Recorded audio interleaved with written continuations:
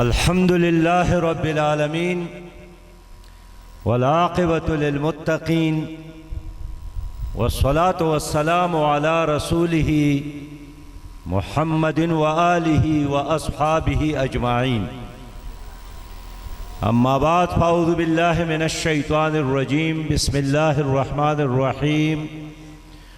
वजाहिदु फिल्लाहि हक़्क़ जिहादिही हुवज्तबाकुम वमा जअल अलैकुम फिद्दीन मिन हरज मिल्लत अबीकुम इब्राहीम हुवा सम्माकुमुल मुस्लिमीन।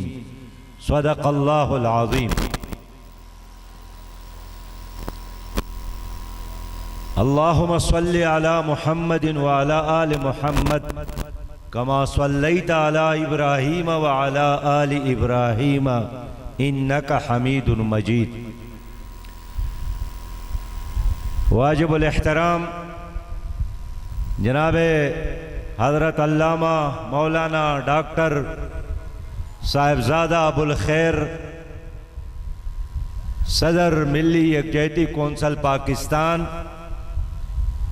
व अमीर जमीयतुल उलमाए पाकिस्तान, स्टेज पर मौजूद इंतहाई काबिल एहतराम कायदीन मिल्लत उलमाए किराम शयूख़ अज़वाम और इस अज़ीम-उश-शान इज्तिमा में शरीक मेरे इंतहाई काबिल एहतराम बुज़ुर्गों, मेरे बहुत ही प्यारे भाइयों, मेरे बहुत ही पुराज़म और पुरजोश नौजवान साथियों, अस्सलामु अलैकुम व रहमतुल्लाहि व बरकातुहू।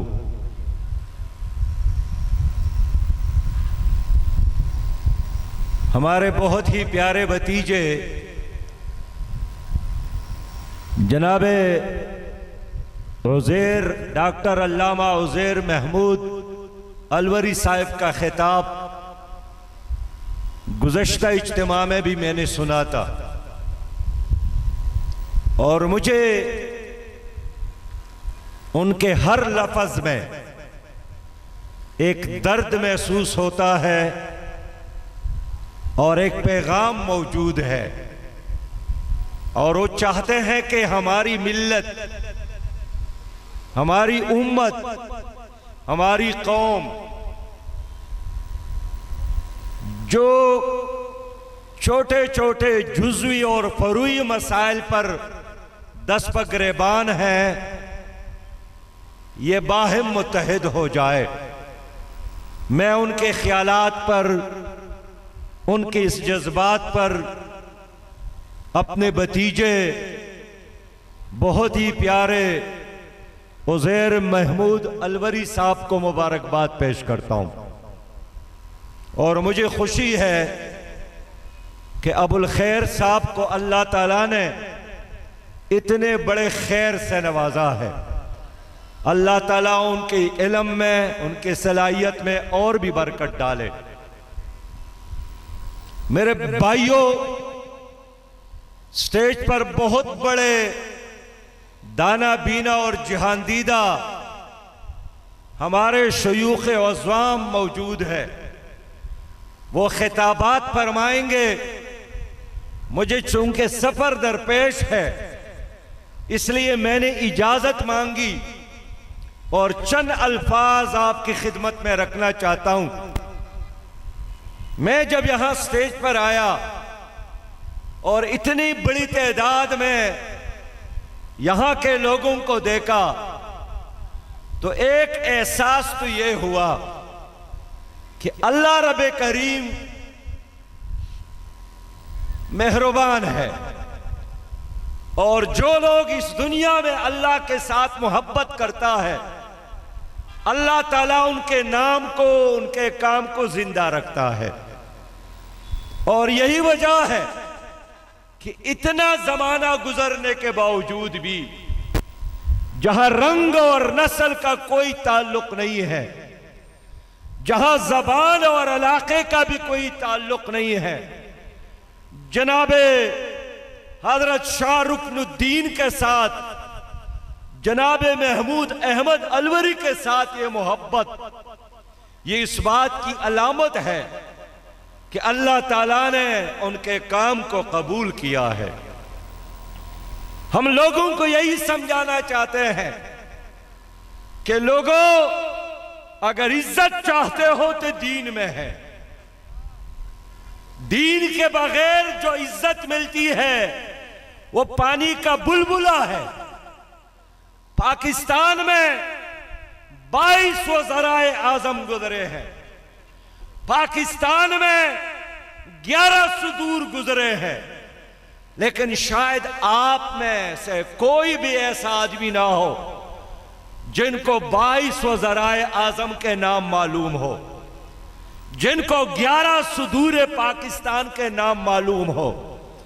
कोई भी उसको याद नहीं करता, कोई भी उनके लिए दुआ नहीं मांगता, कोई भी उनके साथ अपनी ताल्लुक पर फख्र नहीं करता, कोई उनको अपनी दुआओं में याद नहीं करता।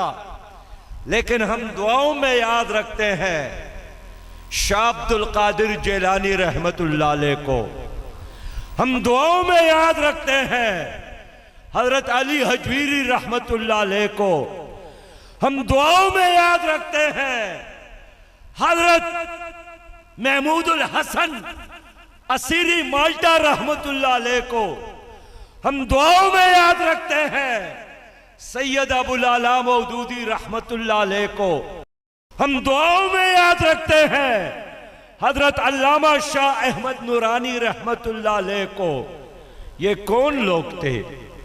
ये अपने जमाने के फुकरा थे, लेकिन ये वही लोग हैं जिन्होंने अपनी जिंदगी अपनी खातिर नहीं गुजारी है, जिन्होंने दीन के खातिर अपनी जिंदगियां गुजारी है, दीन के खातिर मोहब्बत की है, दीन के तरफ लोगों को बुलाया है, मखलूक खुदा को खालिक के साथ जोड़ने की कोशिश की है, लोगों को तकसीम करने की बजाय इत्तेहाद का पैगाम दिया है, मोहब्बत का पैगाम दिया है, जोड़ने का पैगाम दिया है। गाली गलोच की बजाय लोगों को दुरूद और सलाम पर लगाया है। तो सदियां गुजर गई, उनके नाम भी जिंदा, उनका काम भी जिंदा। इसलिए मेरे भाइयों, मेरे दोस्तों, आज के इस इज्तिमा में मैं चाहता हूं कि हमारे हजरत अल्लामा नकीवी साहब मौजूद है, हजरत अल्लामा शरकपुरी साहब, इन लोगों के लिए वक्त छोड़ना चाहता हूं। मैं सिर्फ 2-3 बातें आपसे अर्ज करना चाहता हूं। पहली बात यही है कि हुजूर सल्लल्लाहु अलैहि वसल्लम के साथ मोहब्बत और इश्क ये चॉइस और ऑप्शन और मर्जी नहीं है, ये दीन का तकाजा है।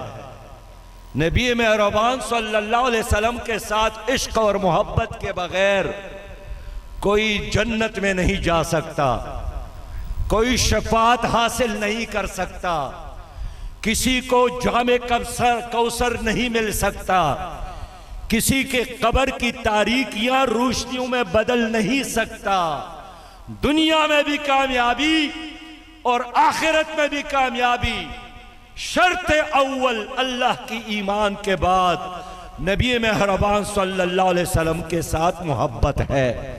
कितनी मोहब्बत, पैमाना किया है तो खुद ही फरमाया है कि आप में से कोई शख्स उस वक्त तक मोमिन नहीं हो सकता, ला युमिनु अहदुकुम हत्ता अकूना हब्बा इलैहि मिन वालिदिही व वलदिही वन्नास अजमाइन, जब तक मेरी साथ उनकी मोहब्बत वालिदैन, बच्चों और सारी कायनात और जहान से ज्यादा ना हो। अल्लाह ताला हमें नबी मेहरबान सल्लल्लाहु अलैहि वसल्लम की सच्ची मोहब्बत नसीब फरमाए। कह दीजिए आमीन। अब दोस्तों, जुबानी और कलामी सब लोग आशिकाने मुस्तफा है, सब लोग गुलामाने मुस्तफा है, लेकिन इस इश्क और मोहब्बत अलामत किया है, निशान किया है। हर चीज का कोई ना कोई निशान तो है। करोड़ों की आबादी में जहां जाएं और जिस तामीर और इमारत के ऊपर मीनार नजर आए, लोग समझता है कि यहां मस्जिद है, ये अल्लाह का घर है। तो आखिर हुजूर के साथ मोहब्बत हो, उसकी अलामत किया है। तो हुजूर चाहता है कि घर की दुनिया, दिल की दुनिया, इनफिरादी दुनिया, इज्तिमाई दुनिया, जिंदगी के हर शोबे में अल्लाह की दीन के पैरवी करो। ये मोहब्बत है। ये मोहब्बत नहीं है कि निजाम गैरुल्लाह का हो और मोहब्बत मोहम्मद मुस्तफा का हो। ये कैसे हो सकता है? अब लोगों, मैं चंद मिसालें देना चाहता हूं। कुरान करीम का एक सूरत सूरह अल-माइदा है। सूरह अल-माइदा में अल्लाह फरमाता है, वमन लम यहकुम बिमा अंज़लल्लाहु फउलाइका हुमुल काफिरून। जो अल्लाह के नाजिल करदा किताब पर फैसले नहीं करते वो काफिर है। दूसरी आयत भी है, वैसे तो एक भी काफी है, लेकिन अल्लाह फरमाता है वमन लम यहकुम बिमा अंज़लल्लाहु फउलाइका हुमुज़ ज़ालिमून। जो अल्लाह के नाजिल करदा किताब पर फैसले नहीं करते वो जालिम है। तीसरी आयत भी है कि जो अल्लाह के नाजिल करदा किताब पर फैसले नहीं करते वो फासिक है। 3 दफात काफिर, फासिक और जालिम। ये किसी मौलवी का फतवा नहीं है, ये किसी पीर का फतवा नहीं है कि आप ऐलान करें कि मैं इस पीर को नहीं मानता हूं। ये अल्लाह रब्बुल जलाल का हुक्म है। तो एक सवाल का जवाब तो आप दे दे कि आप इस पाकिस्तान में 22 करोड़ मुसलमान हैं। तो ए 22 करोड़ मुसलमानों, क्या तुम्हारी चीफ जस्टिस, तुम्हारे हाई कोर्ट और तुम्हारे मुल्क की अदालतों में अल्लाह का निजाम, अल्लाह का कुरान चलता है या अंग्रेज का निजाम? जवाब तो दे देना, सच्ची गवाही तो दे देना, किसका निजाम चलता है? तो हम कैसे आशिकाने मुस्तफा है? यहां बुजुर्गों से पूछना चाहता हूं कि कल मैं और आप जब हुजूर की खिदमत में हाजिर होंगे, क्या वो नहीं पूछेगा कि आप कैसे आशिक है?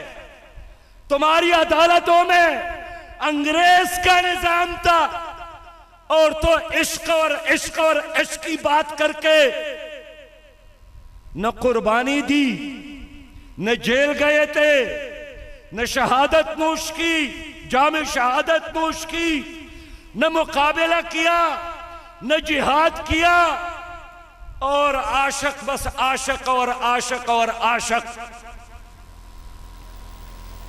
तो आशिक 2 तरह के होते हैं, एक खून देने वाला मजनून और एक दूध पीने वाला मजनून। तो मजनून आशिक था लैला का।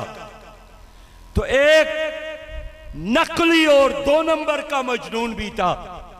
हर रोज लैला के घर से मजनून के लिए दूध आता था।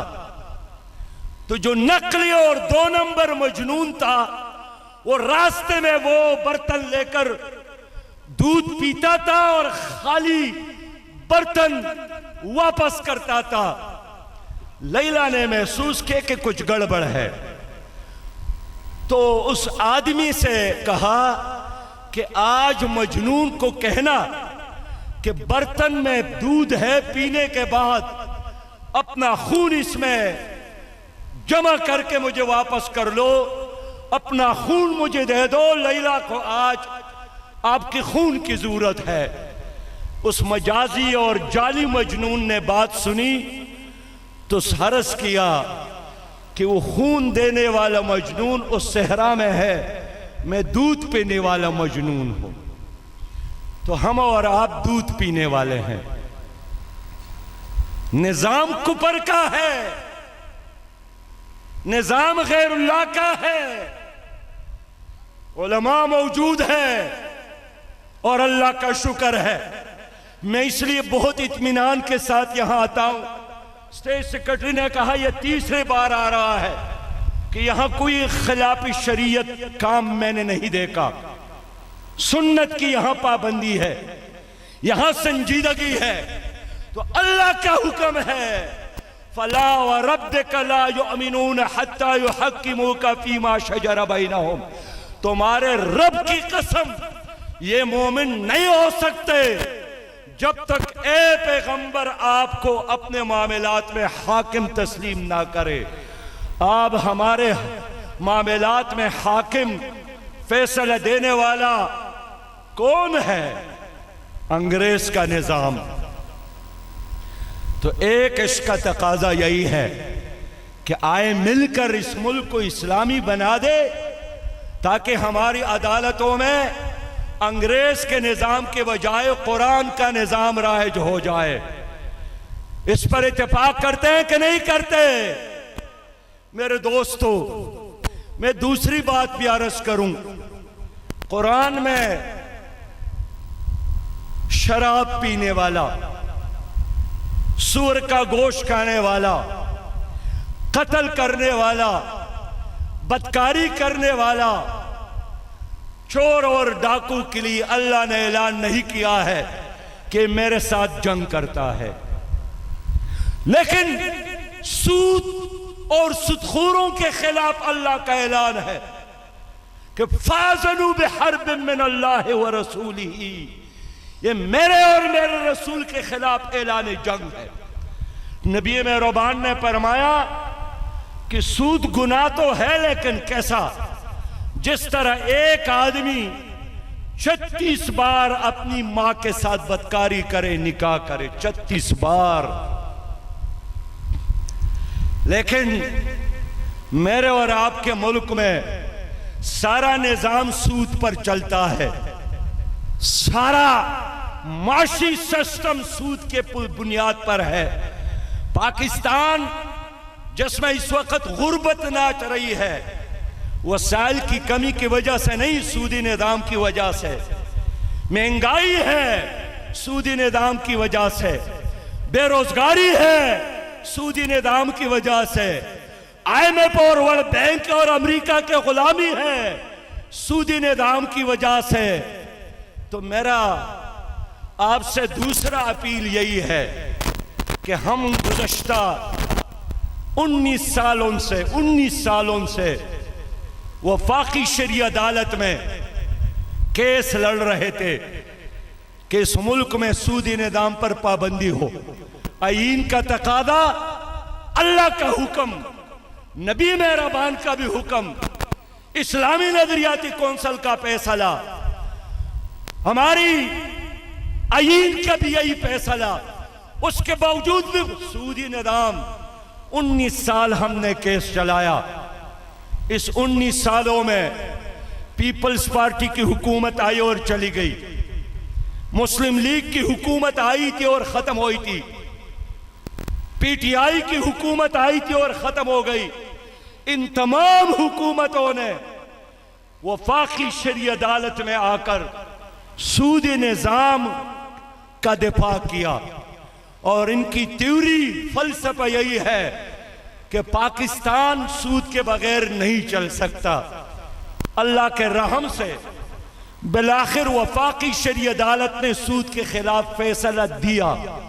यह अवाम की बहुत बड़ी कामयाबी है, यह उम्मत की कामयाबी है। लेकिन उस फैसले के बाद वफाकी हुकूमत ने सुप्रीम कोर्ट में फिर अपील दायर की कि हमें 20 सालों के लिए मजीद सूदी निजाम चलाने की इजाजत दी जाए। तो 20 सालों के लिए इजाजत का मतलब यही है कि हमें छोड़े कि हम मजीद अल्लाह के साथ 20 साल मजीद जंग करें। तो जो अल्लाह के साथ जंग करता है वो कामयाब होगा या अल्लाह कामयाब होगा? अल्लाह से नहीं जीत सकते। और आज इस मुल्क पर जो आपत आई है, जो मुसीबत आई है, कभी सैलाबों की सूरत में, कभी जलजलों की सूरत में, कभी डेंगू की सूरत में, कभी कोरोना वायरस की सूरत में, कभी आपस के लड़ाइयों की सूरत में, कभी दहशतगर्दों की सूरत में, दहशतगर्दी की सूरत में। और यह भी एक अजाब है जिसके तरफ हमारे उज़ैर भाई ने इशारा किया कि अब लोग मस्जिदों में जूते उठा कर एक दूसरे पर मारते हैं, गालियां देते हैं। हम उस नबी की उम्मती है कि अरब भी इंसान थे, कहीं दो मुसलमानों की लड़ाई होती तो तीसरा आदमी आकर जोर से कहता सल्ले अला मोहम्मद, सल्ले अला मोहम्मद, नबी मेहरबान पर दुरूद भेजो, और लड़ाई खत्म होती थी। लेकिन आज मसाजिदों में लड़ाई, मदारसों में लड़ाई। तो मेरा दूसरा पैगाम यही है कि इस मुल्क में सूदी निज़ाम के खात्मे के लिए जद्दोजहद और जिहाद की जरूरत है। मैं खुद 2 बार खैबर पख्तूनख्वा में वजीर खजाना रहा हूं। हमने वहां सूदी निज़ाम पर पाबंदी लगाई थी, एक्ट पास किया था कि खैबर पख्तूनख्वा में मजीद सूदी निज़ाम नहीं चलेगा। उसके नतीजे में हमारा सूबा कर्ज़-फ्री सूबा बना था, लेकिन बाद में एक और पार्टी की हुकूमत आई, उसने दोबारा सूदी निज़ाम शुरू किया और आज खैबर पख्तूनख्वा, पंजाब, सिंध, बलोचिस्तान, पूरा मुल्क मुश्किल में है। सूदी निज़ाम की वजह से बरकत खत्म हुई, सूदी निज़ाम की वजह से दुआएं कबूल नहीं होती, सूदी निज़ाम की वजह से हमारी नमाजों में असर नहीं है, सूदी निज़ाम की वजह से हमारे सजदों में असर नहीं है।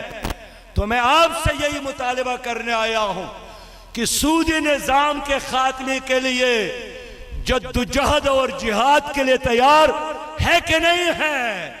मेरे दोस्तों, ये जिहाद करना है, जद्दोजहद करना है। तीसरी बात और आखिरी बात करके इजाजत चाहूंगा कि गुज़श्ता मुस्लिम लीग और पीटीआई के हुकूमतों में कवानीन लाए गए, उसमें घरेलू तशद्दुद का एक बिल पास हुआ। खुद पीटीआई की हुकूमत में जब इमरान खान वजीर आजम थे, हमने बड़ी मुखालिफत की, लेकिन हम कम थे और वो ज्यादा थे। उस बिल में है किया, उस बिल में यही है कि अगर आपने अपने घर में अपनी बच्ची से भी पूछा कि रात गए तक आप कहां थे, और उसने थानेदार को फोन किया, तो ये उनकी आजादी है कि वो कहां रात गुजारती है।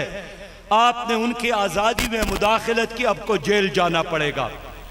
उस घरेलू तशद्दुद में यही है कि अगर बाआवाज़े बुलंद आपने बीवी के साथ बात की, बुलंद आवाज के साथ, और उसने महसूस किया कि इसने मुझे प्रेशराइज किया, नफ्सियाती तौर पर प्रेशराइज किया, और उसने एसएचओ को फोन किया, तो वो आकर आपको अदालत के जरिए गिरफ्तार कर सकता है, 3 साल जेल भेज सकता है, जुर्माना कर सकता है, और आपके हाथ में एक कड़ा डालेगा। वो कड़ा आपके हाथ में होगा ताकि लोगों को पता चले कि ये वो मेहरबान है जिसकी बीवी जिससे नाराज है। इसका नाम रखा गया कि हम घरों में तशद्दुद खत्म करना चाहते हैं, लेकिन इसके नतीजे में खानदान तबाह हो गया, निजाम तबाह हो गया।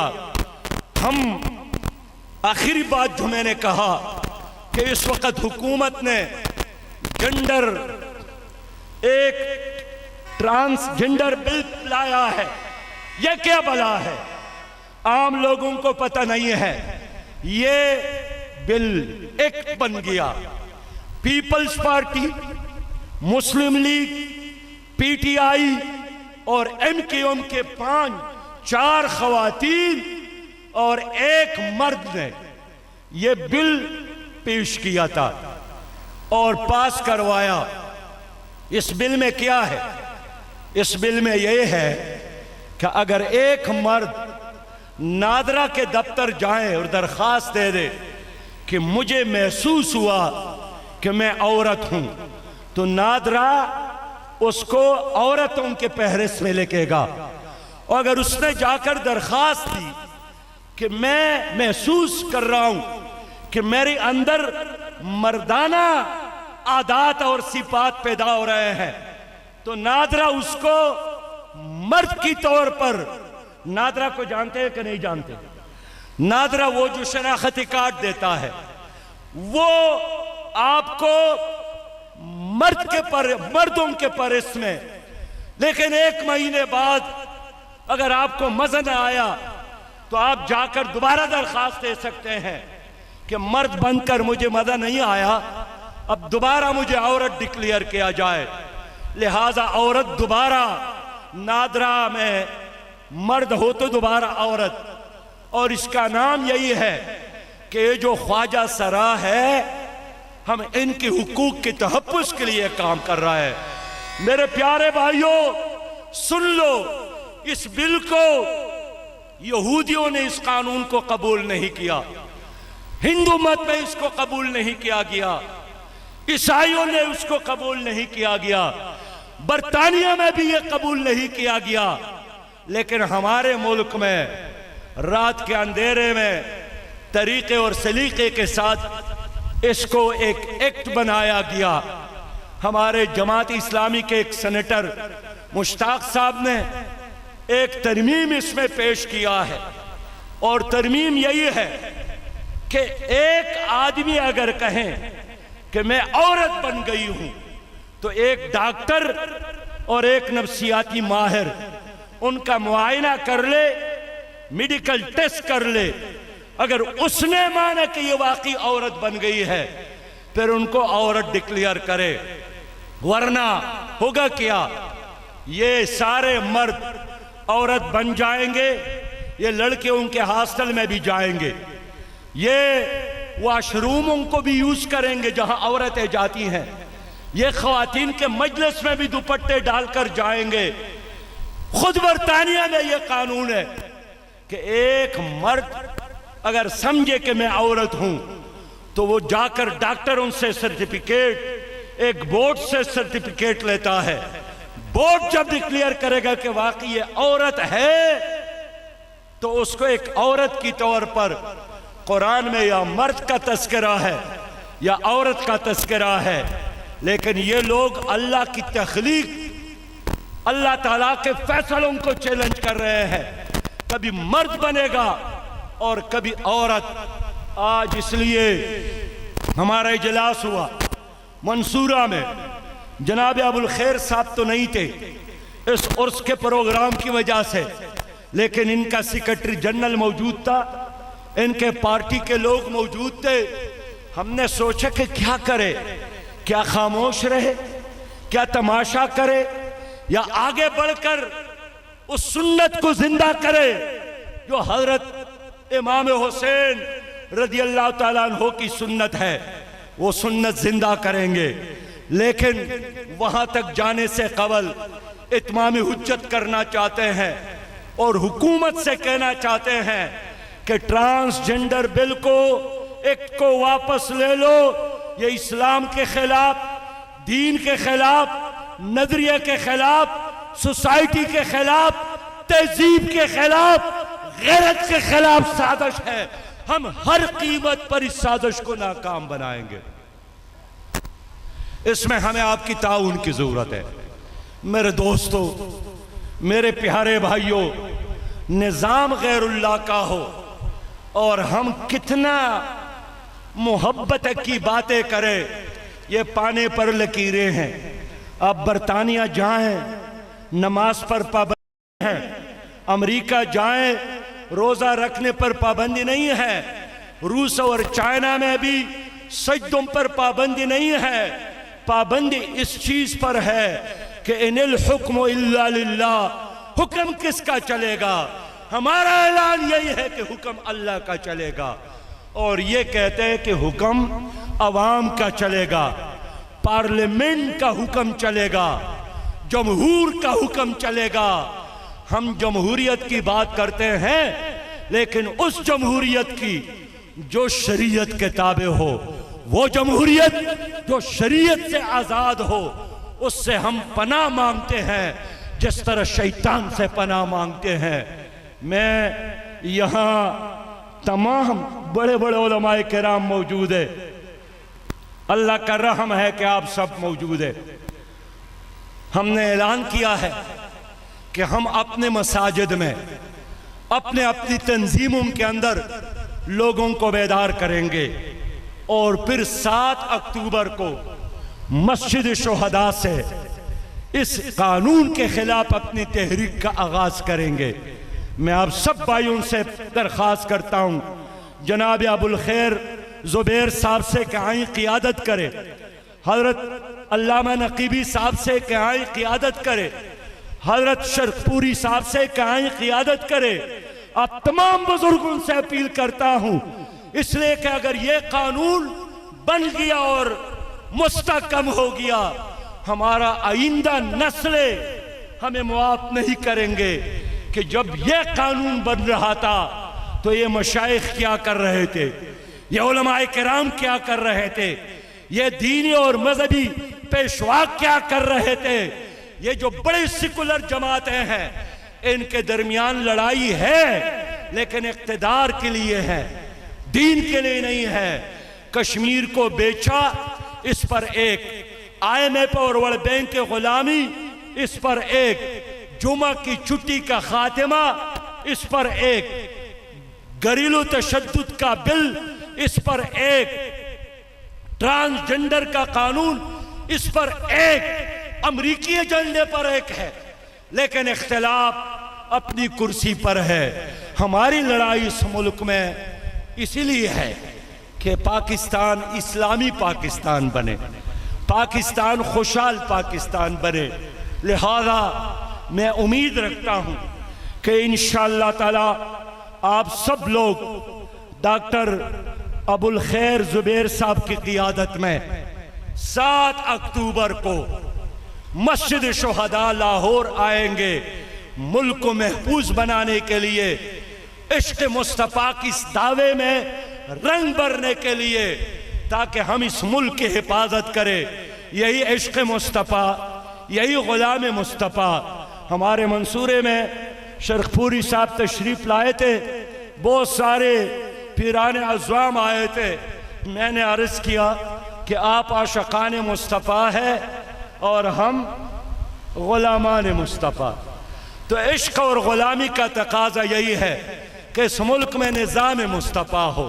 अगर निज़ाम मुस्तफ़ा नहीं है तो ग़ुलामी का दावा भी और इश्क़ का दावा दोनों कमज़ोर दावे होंगे।